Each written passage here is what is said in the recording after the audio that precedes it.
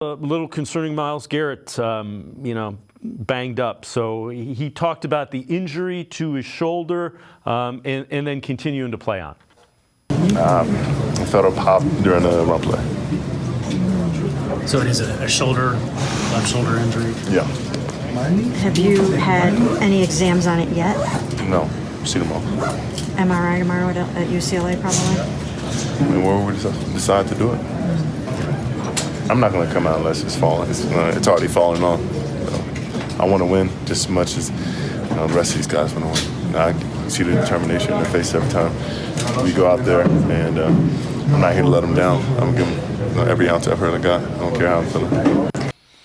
Well, and Mary Kay Cabot tweets this out just a few minutes ago. Myles Garrett is sore with his shoulder injury, but is considered day-to-day. Again, that's coming out. Kevin Stefanski, who is doing his Zoom call right now as we speak. So, best possible news that you could get out of that.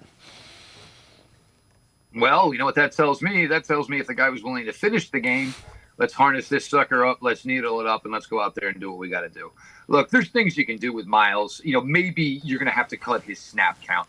Maybe you're going to have to say, look, 1st and 10, that's not where we're going to put Myles on the field. We don't want to get him in a situation where it's going to be one guys, two guys in run blocking trying to drive down the field. If it's going to be one arm, which is going to be limited, obviously, what side does he work better from, the right side or the left side? We can still use him in the stand-up position, obviously. We can still use him in the stand-up position over the guard, over the center. This is encouraging news, but let's not forget as well, though, there was also a week on a Wednesday. We did hear that Jerome Ford walked out the door with a walking boot on a Wednesday, but somehow did play on Sunday in Seattle. So these early reports, look, we want to believe it. Without a question, we want to believe it.